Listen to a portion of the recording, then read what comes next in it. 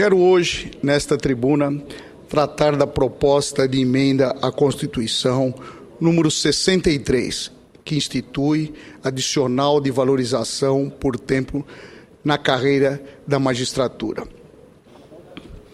Uma das dúvidas que foram levantadas na tramitação dessa proposta nesta Casa é a de que seria desnecessária uma alteração constitucional para atribuir direito à gratificação pelo tempo de serviço à magistratura ou ao Ministério Público. Uma vez que a questão poderia ser resolvida por um simples projeto de lei. Essa afirmação não procede, pois tanto a Lei Orgânica da Magistratura quanto a Lei Orgânica do Ministério Público previu a concessão dos chamados adicionais por tempo de serviço, como acréscimo de remuneração. Ocorre, senhor presidente, que a emenda constitucional número 19, que cuidou da reforma administrativa, estabeleceu uma nova forma de remuneração dos agentes políticos, instituindo o subsídio como parcela única, vedando a concessão de quaisquer outras vantagens ou adicionais que não estivessem expressamente autorizados. Pelo texto do artigo 37, inciso 11 da Constituição, com a redação por ela alterada. As emendas constitucionais número 41 e 47, por sua vez, definiram o subsídio como sendo o valor correspondente à remuneração dos ministros do STF, vedando o acréscimo de qualquer outra parcela no cálculo da remuneração. O STF fixou, então, o valor do subsídio e, na sequência, o Conselho Nacional de Justiça editou duas resoluções, as de números 13 e 14, esclarecendo a maneira de aplicação da nova forma de remuneração. Diante desta decisão, houve corte nos salários de alguns ministros aposentados do STF, que ingressaram com mandado de segurança na própria Corte, para ser restabelecido o direito. Ao decidir essa ação, a Suprema Corte expressamente afirmou, através de mandado de segurança, que teve a relatoria do ministro Pertence, que efetivamente aboliram o adicional por tempo de serviço na remuneração dos magistrados e servidores pagos mediante subsídios. Com a nova forma de remuneração dos agentes políticos, por meio de subsídios, inclusive dos parlamentares, ficou vedada a concessão de qualquer outra parcela na sua composição, como se extrair do inciso 11 do artigo 37 da Constituição Federal, com a redação atual. Portanto, por emenda à Constituição, é que se mostra viável a inclusão da parcela remuneratória no subsídio, visto que, por lei, não será possível tal concessão sem afrontar a Constituição. A questão foi analisada pela Comissão de Constituição e Justiça, que reconheceu a necessidade de alteração por essa via. Além disso, o STF, ao referendar a proposta de emenda à Constituição número 63, também reconheceu que somente por esse modo é que pode haver a concessão de tal direito. Na mesma linha, o Conselho Nacional de Justiça, órgão responsável pela fiscalização do Poder Judiciário, emitiu nota técnica, reafirmando a posição da Corte Suprema, no sentido em que a medida é constitucional e necessária.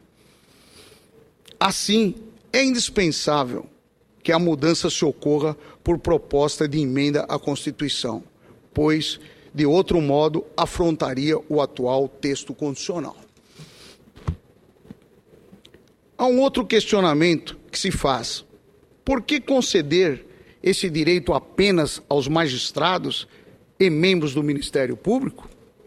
Na verdade, estes agentes do Estado são os únicos que não têm reconhecido e valorizado o tempo de serviço público. Todas as demais carreiras, em todas as esferas da administração, têm esse direito. É preciso reconhecer que esse foi um equívoco da reforma administrativa com a intenção de criar um teto salarial, mas que resultou um desestímulo à permanência no serviço público, uma vez que um juiz ou um promotor que ingressa na carreira irá ganhar o mesmo que outro que tenha 35 anos ou mais e também assim permanecerá até a aposentadoria.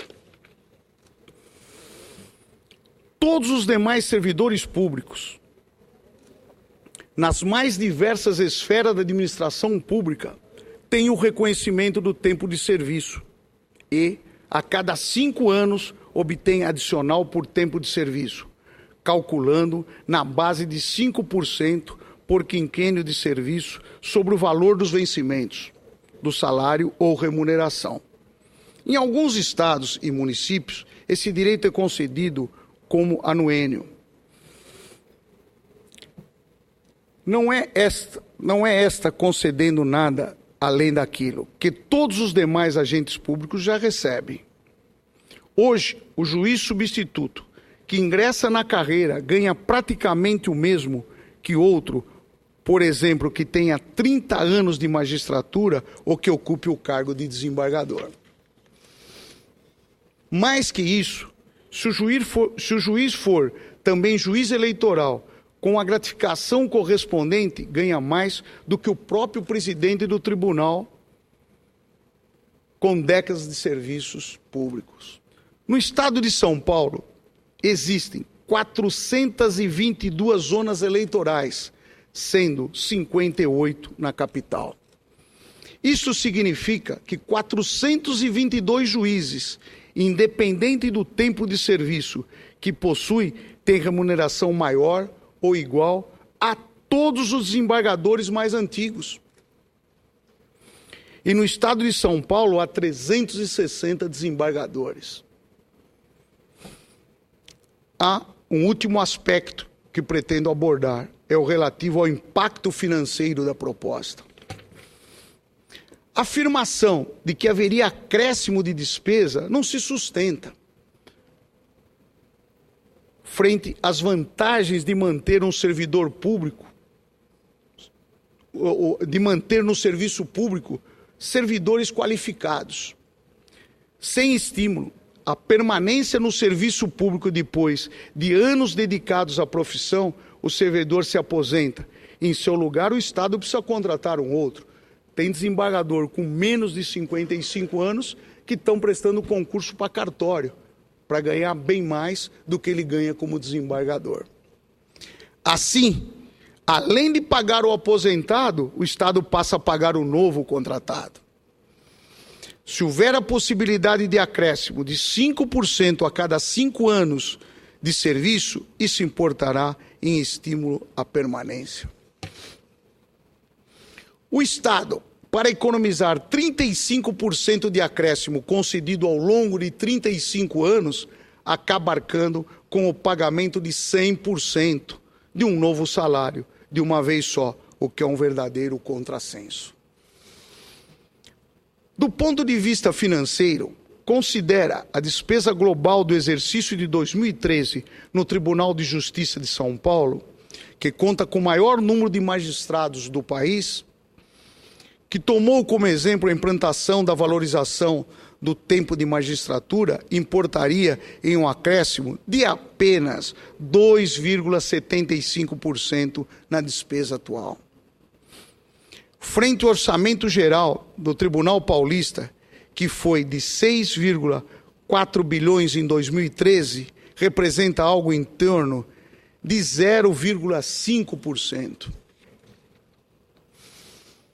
Aqui cito apenas o Estado de São Paulo que eu represento.